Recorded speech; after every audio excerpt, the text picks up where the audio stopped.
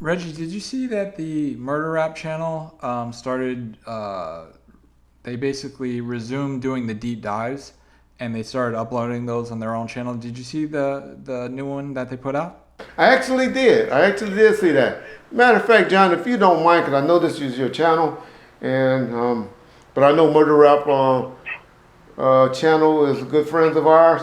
I'm gonna call our boy Mike Dorsey and let him explain what's going on, and then we're gonna play maybe the first episode. I think it's episode 8 or 9 after the continue from Vlad, and we're gonna play that so people can see the quality of the work that's going on there. And then I want y'all, Bomb First family, to go over there. I know most of y'all probably already subscribed over there, but those of y'all that's not subscribed over there, go over there and check it out. But I'm gonna get Mike Dorsey on the phone right quick so he can explain to y'all what's coming up and what they got going on. Mike Dorsey.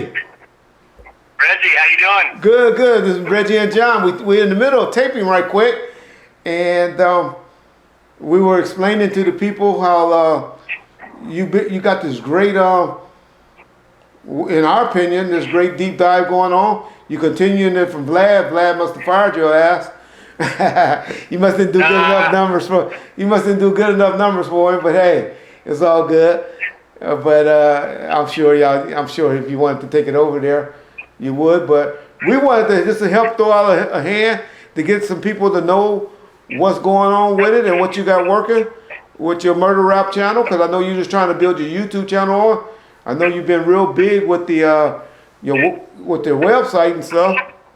But we just want to do what we can and see if you could talk about it, and hopefully we can put it up on our channel so people can see what you got out there and what's going to be coming up down the pipeline for the next month or two.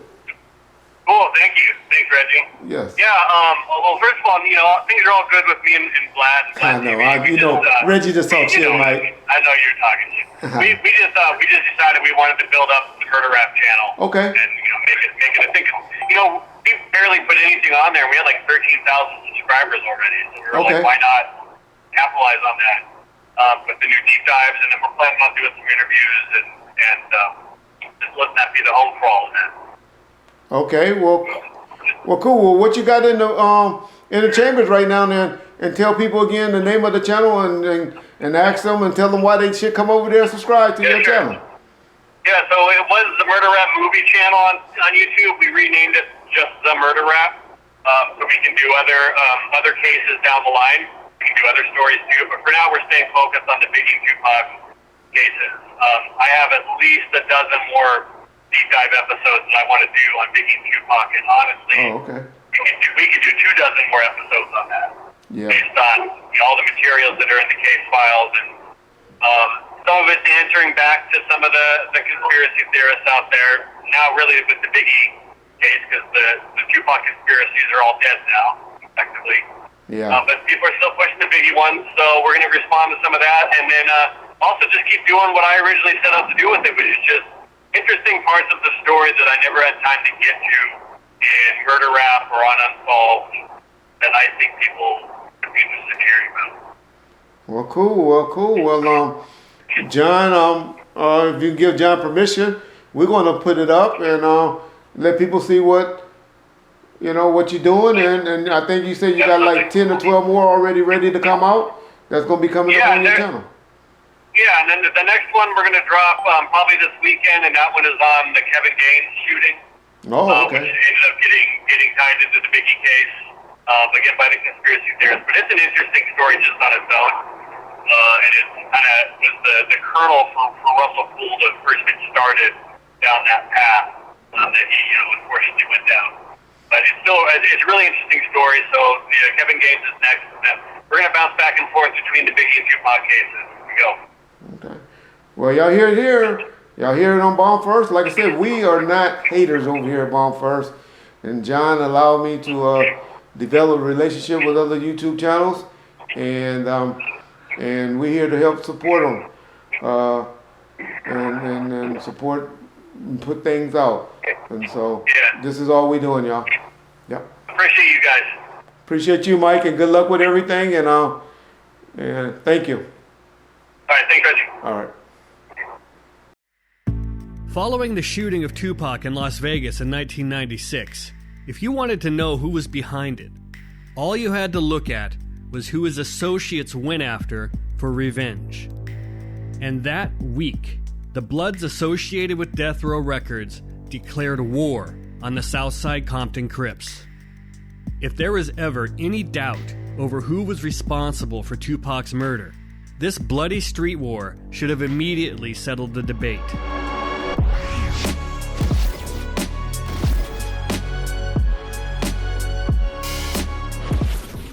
On the night of Tupac's shooting in Las Vegas, the Bloods who are part of his entourage and who are held at the scene by Las Vegas police refuse to cooperate. They have their own justice in mind. According to a search warrant filed by Compton gang detective Tim Brennan, while still in Las Vegas, a person referred to as Trey, who was likely Trayvon Lane, who was there in Vegas with Tupac when he was shot, and whose beef with Southside Crip Orlando Anderson was the reason for the fight at the MGM that night, tells the Pyrus that the shooter was the same person they jumped at the MGM, and that person was Keefe D's nephew, who would be Orlando Anderson. The Pyrus decide right there to retaliate against the Southside Crips, saying it's on as soon as they get back to Compton. 2 days later, on September 9th, some of the alleged Bloods associated with Death Row Records meet at Looters Park in Compton, the park associated with the Looters Park Pyrus and the Mob Pyru, both allegedly aligned with Death Row Records. Some of them discuss going after Southside's OGs in general, basically planning retaliation against Southside leadership, even against individuals who weren't there when Tupac was shot. And they begin planning drive-by shootings in Southside's neighborhood. We, the homies, everybody had a meeting, got down together, and we know who did it. We know Southside did it. Now retaliation is Southside. We decided basically it's on. They just killed Tupac. That same afternoon, this Compton gang war begins when one of the alleged Southside Crip shot callers, Darnell Brim, is shot and wounded. According to a police interview with Brim 9 months later, he claims he was shot 5 times in the back at a 99-cent store. And he confirms that it was because of what happened in Las Vegas. Tragically, an innocent 10-year-old girl is also hit when Brim is shot, and was listed in a report at the time as being in critical condition. Ironically, Brim wasn't even in Vegas when Tupac was shot, but street rumors may have erroneously placed him there. In fact, to this day, it seems like Brim is still getting unfairly associated with Tupac's murder, as he was when he was sentenced to a decade in prison on drug charges just a few years ago. This is all part of an apparent pattern with the Southside Crips, at least according to Brim. His Southside set, referred to as the Glencoe crew, and Keefe D's Southside set, who are the Burris crew, are often at odds with each other, and Brim blames the other set for starting problems that his crew then has to deal with. He even says in his interview back then that he's not even friends with Keefe, and that Keefe likes to talk a lot. And apparently the feeling was mutual, because he says Keefe told him, "You know what's going on, you don't like us, and we don't like you. Just keep it like that." So from the Glencoe crew's perspective, the Burris crew starts problems, and then leaves Glencoe to deal with it. And Tupac's murder is their biggest problem yet. But all of Southside knows this is coming, so they prepare and stick to their neighborhood. It ain't like we didn't know what street they was on, but those streets was empty. They wasn't stupid. If they knew his own and there's going to be retaliation, let's not hang out like this, or let's hang further back in the cut. You know what I'm saying? 9 times out of 10, when you in the car driving and you looking for something, you ain't driving like that. Because everybody know if you're driving like that and the windows down, they gonna start shooting at you before you start shooting at them. Everybody in the neighborhood know that. So riding around looking for something, you don't see it, let's roll. An alleged delivery of weapons arrives at one of the Southsiders' houses the following day. That same day, the brother of a former Death Row Records bodyguard is shot in a drive-by shooting. and a Looters Park Pyru and a second man are shot in a Looters Park neighborhood. The suspects are believed to be Southsiders. So now the Crips are taking the fight back into Blood territory. The following morning, September 11th, a man named Bobby Finch is killed in front of his home in a drive-by shooting. Finch had allegedly been involved in the drug game, but was unaffiliated with the Crips and had worked as a bodyguard in clubs and supposedly for an actress on the show Martin. But he reportedly had a nice car, and the Crips rivals were looking for OGs. An informant tells Compton PD the mob killed Finch, meaning the mob Pyru associated with Death Row Records allegedly killed him. It's believed that Bobby Finch was an innocent victim of mistaken identity, and that alleged Southside associate Corey Edwards, who was in Vegas the night of Tupac's murder, and who was reportedly connected to an address next door to Finch, was the real target. Corey Edwards would tell detectives in 1997 that after Tupac's murder, he'd warned Finch and his brother that the mob Pyru would be rolling through their neighborhood. 2 days later, on September 13th, Tupac dies in the hospital in Las Vegas from wounds he suffered in the shooting. That day, 2 more Pyrus are killed, just north of Southside's neighborhood, and Crips are suspected of being behind it again. But that same day, Bloods allegedly shoot 2 people at the north end of Southside's neighborhood. And a day later, 3 Chester Street Crips are also shot just north of Southside's neighborhood. Blood gang members are suspected again.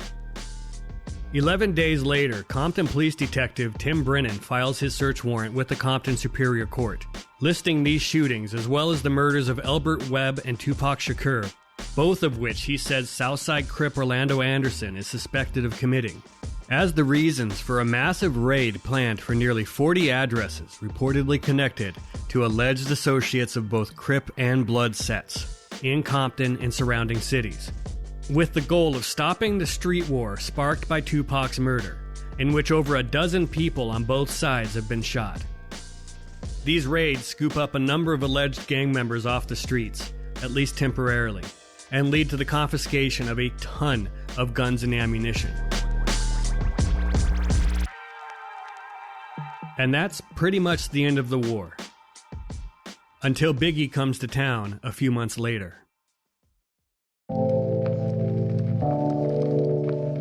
I think there's been some confusion that another alleged Southsider named Jerry Monk Bonds was also killed during this gang war, and that Bonds was also accused of being involved in Tupac's murder. While it's true that an informant speculated that Bonds may have been involved in Tupac's murder, because they saw Bonds in a white Cadillac in Compton 2 days after Tupac was shot. Bonds actually wasn't killed until 6 years later, in an unrelated incident when he got into a fight at a club in LA's Mid-Wilshire district, and the guy he was fighting pulled a gun and shot him. Of the 4 individuals alleged to have been involved in the shooting of Tupac in Vegas, Orlando Anderson died in an unrelated shootout 18 months later, DeAndre Smith died from health issues in 2004, Terrence Brown died in a shooting at a Compton marijuana dispensary in 2015, and Keefe has lived to tell the tale, over and over again. And maybe for some people, it's enough that the streets caught up with Baby Lane one way or the other, even if it wasn't in direct retaliation for Tupac.